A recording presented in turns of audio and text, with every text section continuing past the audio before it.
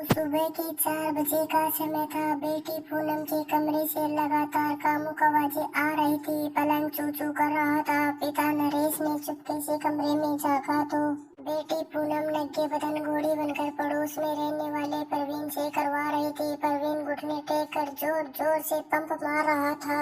नरेश को देखते ही परवीन नंगे बदन वहाँ से फरार हो गया। ठुकाई ऑपरेटर के भाग जाने के बाद इस कमरे में कुछ ऐसा हुआ जिसके बारे में जानकर आपको बिल्कुल भी यकीन नहीं होगा।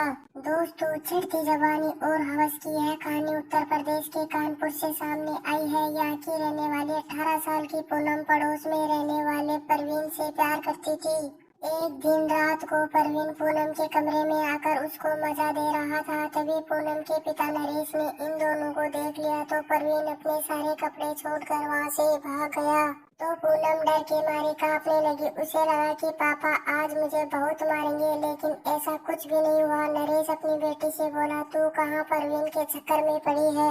मेरी लुल्ली तो उससे भी बहुत बड़ी है। एक बार मुझसे करवा लो, इतना मजा दूंगा कि तू परवीन को भूल जाएगी। ये सुनकर पूनम के होश उड़ गए। वो बोली, पापा आप पागल हो गए हो क्या? मैं आपकी बेटी हूँ, मैं आपके साथ सेक्स कैसे कर सकती हूँ? ये सुनते ही 45 साल का प्रॉपर्टी डीलर नरेश गुस्से में आग बबूला हो गया। उसने कहा, मैंने तुझे पैदा किया है, पाल पोस कर बड़ा किया है, तेरी हर जरूरत मैं पूरी करता हूँ। अब तू जवान हो गई है तो अपनी जवानी का धन किसी और पर लुटा रही है। यह कहते ही नरेश ने अपनी बेटी को सोफे पर लिटा दिया और जबरदस्ती घुसा दिया। जब डर के मारे बेटी ने यह बात किसी को नहीं बताई तो नरेश के हौसले और भी बुलंद हो गए। अब वो रोज शाम को दारू पीकर आता था।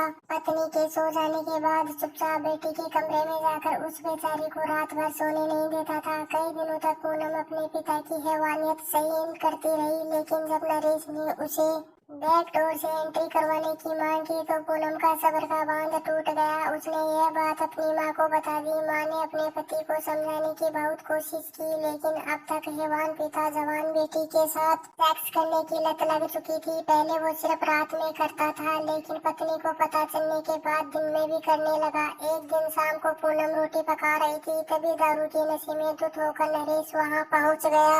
वो पूनम ने से बोला, जल्दी चलो कमरे में, मुझे कुछ करना है।